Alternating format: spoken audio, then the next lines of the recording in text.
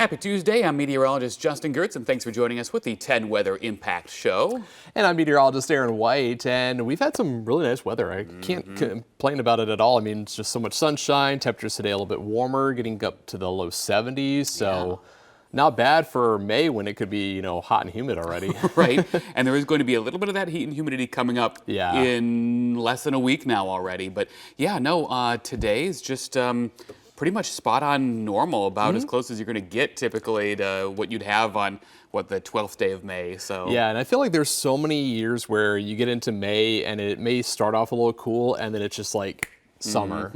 And we're getting a nice little week of not so much of that instant summer. Some pleasant stuff. And while there are rain chances coming up, there's going to be so much dry time in there that we'll have the opportunity to really enjoy things. So no rain concerns for today, just lots of sunshine out there for us once again. Now, there is going to be some rain coming up here tonight into early tomorrow. Could be a couple of thunderstorms as well. Nothing severe, though, and I think most of us probably won't hear any thunder during the night, but there's that possibility of a little bit of that activity. For the weekend, warmer weather moves in, and it stays here for a while. All right, let's talk about the impacts for tonight. Overnight through early tomorrow, there is going to be some rain and thunderstorm activity. Looks like a lot of this is going to be out before the morning commute for a lot of us, so low impact. But if you're an early driver, you may need a little more time. But in your hour-by-hour forecast, you'll see that the way things are looking, this will be a low-impact event for a lot of us. As far as how much rain to expect, looks like around 1/10 to 2/10 of an inch is going to be pretty likely for a lot of us. Numbers have been coming down consistently over the past day. Again, I wouldn't be surprised if some of us get as much as a 1/4 inch, but it looks like a lower situation than that. In any case, those of you who have planted some flowers over the past several days, they'll get a little free drink of water coming up during the nighttime hours. If you're wondering where things are right now, the cold front is located off to our north and west. You see the rain extending from Michigan back through northern Illinois, scattered about into portions of Iowa. This is rolling off toward the south and east. You'll notice there's not a ton of green on this map, which indicates that even though things are going to shift a little bit as they get closer, there's not going to be, again, a lot of rain here. In any one particular place, you may get rain for a couple of hours during the night, and that'll be about the extent of it. Here is your hour-by-hour forecast as we see that mainly sunny sky for the afternoon here. Just a few passing clouds here or there. The majority of the cloudiness moves in this evening ahead of that weather system. Here's 7 p.m. There we see some of those high, thin clouds working over, and they'll thicken as we get past sunset in particular. After midnight, we start to see some showers begin to creep into the region, but we're going to pause here at 3 o'clock in the morning. There you see near and northwest of 71. That's where the majority of the rain activity is by that point. That keeps sliding off toward the south and east over the several hours after that. Even by 7 a.m., the back edge is already working into our southeastern towns, roughly from Piketon up through McConnellsville, east of Cambridge as well. So, morning commute, Columbus Metro should be okay from a weather standpoint. Yeah, maybe some leftover puddles here or there, but that'll be pretty much all as it looks. As far as any afternoon redevelopment, yesterday at this time we were telling you maybe in far eastern Ohio, but right now it looks like it's going to be mainly across Pennsylvania and West Virginia, as we'll see just a partly cloudy sky taking over for our region during the afternoon on Wednesday. As that shot of cool air comes in, we'll probably see an increase in cloudiness to an extent going into Thursday, especially from the midday through the afternoon hours. As we often see when these cool pockets roll in here, the morning sunshine gives way to more clouds in the afternoon. It'll also be cooler on Thursday with highs only in the lower 60s. Something I want to point out for tomorrow, well, highs around 70, yes, but it's going to feel cooler than that because we have some gusty winds that move in. Wind gusts tomorrow may be as high as 25 to maybe 30 miles an hour at times. A little breezy from time to time as that cooler air comes in here. As I mentioned a little bit ago, today's weather is pretty much normal for this time of year. But as we get toward Thursday, that's 62 for a high, 12 degrees short of average. Cool down is short-lived, though. As you see, we bounce way up into the 80s already for the weekend and early next week. These numbers are 10-plus degrees above average. And that warmth is going to be staying put. In fact, even beyond the next 7 days, as we look ahead to the 8 to 14-day temperature outlook, that's May 19th through 25th. Likelihood of above normal temperatures across the eastern part of the U.S. So this pattern, once it takes over, it ain't going anywhere anytime soon. All right, so for today, looking at highs generally in the low to mid 70s for a lot of us. 72 Columbus and London, 74 in Circleville this afternoon, Logan 73, Cambridge 73 as well, Coshocton right around 71. For tonight, not as cool as it has been thanks to the thick clouds and areas of rain. 57 to start the day tomorrow. Any rain ends early in the day. We'll end up near 69 for a high in the afternoon. 44 Thursday and Friday morning. Cool-ish, but not bad. We're at 62 again on Thursday, but 72 on Friday. Nice jump in temperatures there. For the weekend, there you see the mid-80s on the way and a touch more humidity. You will probably notice that. Could see a few showers and thunderstorms coming up this weekend and early next week as well. However, timing on that is still a little on the tricky side, although I will say that Saturday at this point looks like it's going to be mainly in the morning hours, if that timing holds. But a lot of dry time this weekend, even with that chance in there both Saturday and Sunday. Yeah, and I mean, honestly, just a complete change, you know, going from the 60s, I mean, Thursday, 44 in the morning, even Friday, 44 in the morning, all the way up to 88 by next Monday. So doubling those temperatures here through the 7-day forecast. So really making some progress as we, continue on and really getting into, that summer-like pattern, which is nice. Yeah, we've been, it'll be, end up being about a few weeks between our last 80-degree high and the one coming up this weekend. So it's a long time coming. We had a good stretch for a while and then it just just got cold. Right, it sure did. That persistent pattern finally shifting as we hit the weekend. Yeah, but we're making some progress, so that's good, especially as we head towards the end of May, looking ahead to Memorial Day. And as we look beyond Ohio now, while our weather has been pretty quiet the past few days, there are still places that are cleaning up from weekend storm damage down in the Lone Star State. Yeah, that powerful storm system swept across central Texas Sunday night, bringing down trees and power lines. But responsibility is to clean up the mess and cover the cost of repairs. It all depends on where the damage landed. Betty Cross reports. Retired CBS Austin journalist Fred Cantu spent decades covering other people's storm damage.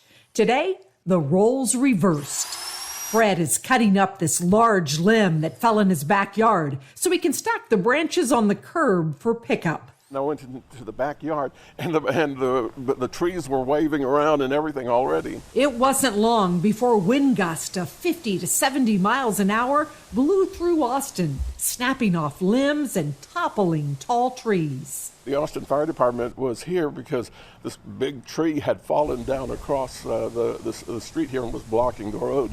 And it hadn't even stopped raining yet, and the fire department was already out here working on it. The city of Austin will deal with storm damage that blocks roads, but downed trees and branches on private property are usually the responsibility of homeowners to remove. Trees are pretty tricky. If there's a tree on your house, your insurance company might pay because that damaged your house. That's what caused the damage. So it might pay to get that off and then to repair your house.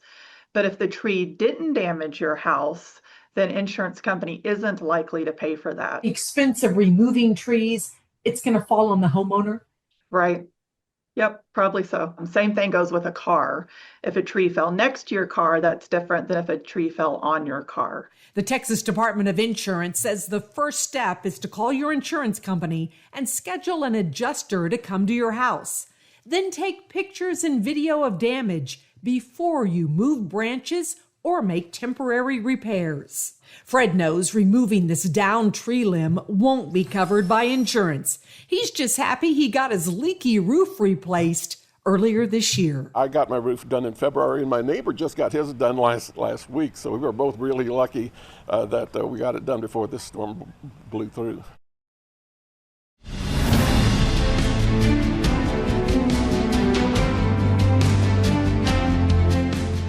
And turning now to the wildfires burning in the south. Right now, firefighters in Florida are battling fast-spreading wildfires that are burning through multiple counties. Yeah, the largest fire had burned more than 11,000 acres and was just 60% contained. Manuel Bojorquez spoke to people who are looking to protect their homes as flames threaten the Everglades. What's fueling the flames and the thick black smoke that can be seen for miles are bone-dry conditions in the Everglades due to severe drought. It's a major concern, of course, if you live along the edge of the Everglades, like this neighborhood in Pembroke Pines. Muy preocupada. You're very worried. Muy preocupada. Audrey Gonzalez even grabbed her own garden hose to spray down the shrubs around her home. She's done it since Sunday, when the fire exploded from 200 acres to more than 5,000 near US 27 and Chrome Avenue. As a precaution, we always, make sure that we wet everything down, God forbid it does come this way, at least we have a half a chance. But as firefighters continue to battle the blaze, experts are concerned about the long-term impacts the burn scars of this fire season are leaving behind. The extent of drought and the severity of drought this year is really unlike any I've seen going back to 2001. Steve Davis is Chief Science Officer for the Everglades Foundation. He says these fires can cause even the soil to burn. We can have what's called a muck fire, where the fire actually gets into the soil, combusts it, we lose elevation, and that alters the habitats for years to come. The result, he says, those scorched patches lose their ability to act as South Florida's natural sponge until they can regrow. The lost elevation itself leads to changes in the pattern of flooding across the marsh.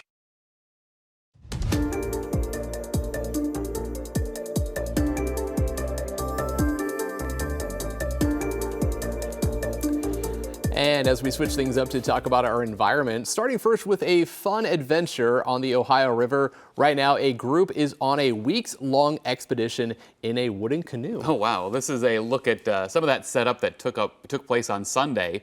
The group will paddle 488 miles from Virginia Point Park in West Virginia to Evansville, Indiana. The group is part of Ohio River Way, a nonprofit based in Cincinnati, to celebrate and preserve the Ohio River and surrounding communities. Participants also hope their effort gets through to lawmakers. Right now in Congress, there's a bill that would restore the Ohio River Basin. It would authorize $350 million a year. In other parts of the country that have gotten investments like these, like the Great Lakes or the Everglades or Chesapeake Bay, it's been transformative. Yeah, this crew added that there's no hotels or other comforts along the way, so they'll be staying at campgrounds throughout their journey. Really cool, though, they're actually, paddling, nearly 500 miles on that journey. All the way down the river. My arms are tired right now just thinking about it. Right, but really cool efforts that they're making there. For sure. And as we switch things now from rivers, actually talk about earthquakes. The ground is shaking in the Swiss Alps, and this time it's actually by design, as the researchers trigger thousands of tiny earthquakes underground in a first-of-its-kind experiment. Yeah, the goal is to better understand how geological faults move and how to reduce the risks that come with drilling and other energy projects. We can put all sorts of instruments right inside of the mountain, right up close to the fault itself, and that's not really ever been done before. Very interesting, and scientists say the research could help make future underground operations safer by better understanding how to prevent unwanted seismic activity.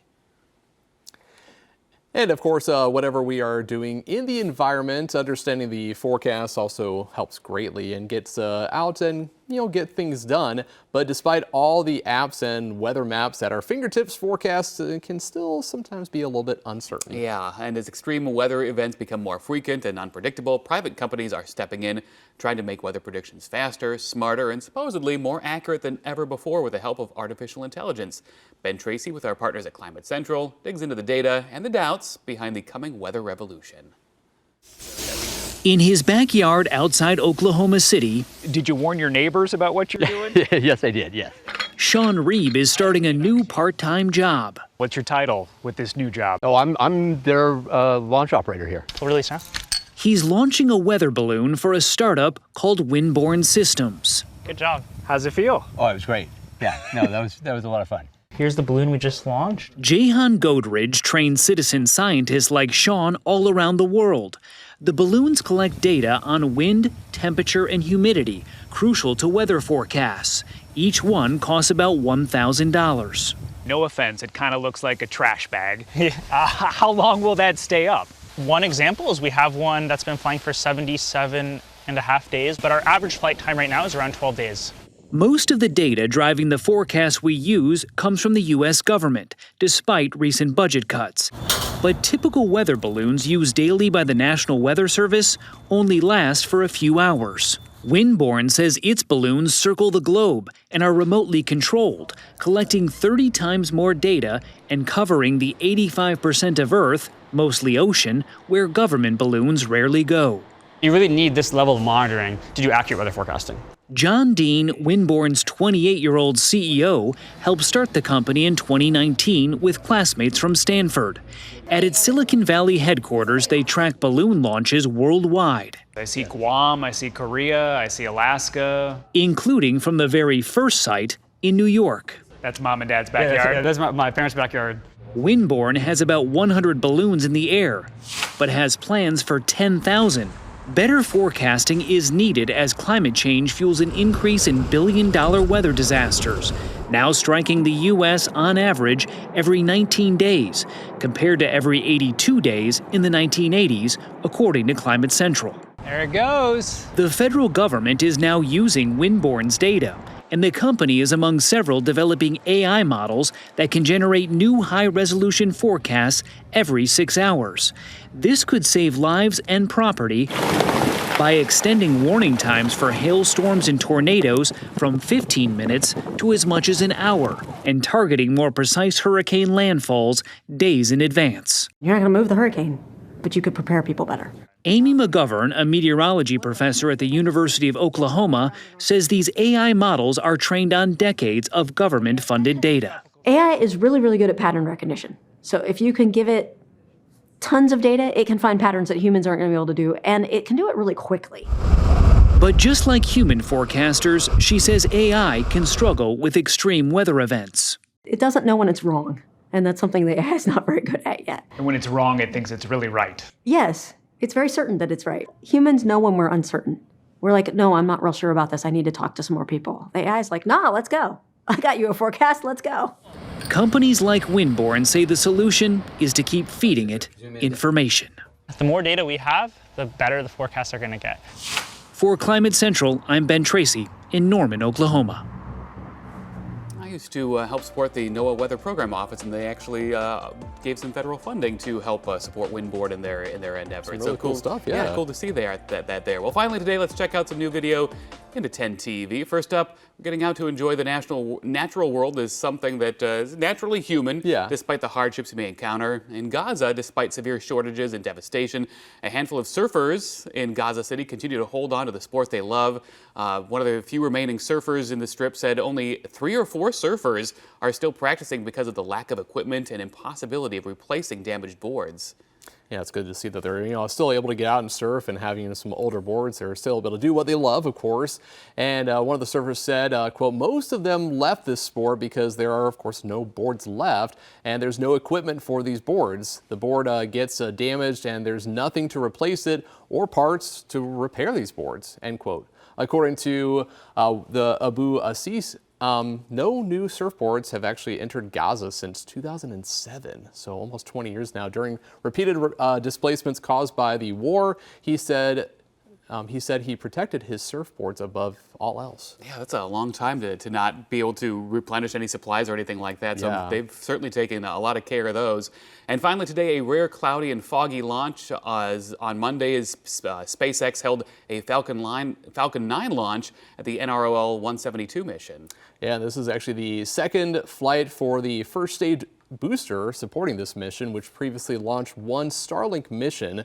Following stage separation, the first stage will land on the, of course, if talk about the I Still Love You drone ship. That's the word. There you go. I Still Love You drone ship is where it's going to be landing, which will be stationed in the Pacific Ocean. So it's an interesting name. Yeah, name it for caught that. me off guard. It's like, oh, that's okay. That's the name of the drone ship. All right. I'm so used to it just being like, an acronym and things like that. So Exactly. the fact that it's a descriptive name, it's like, wow, that's threw different. me off there for a second. But really cool, what they're doing with this, some of those missions, of course, with SpaceX and all the Starlink satellites that are going up. And honestly, some of the cool things, with Winborn, doing those, launching all those balloons. We didn't really talk about that too much.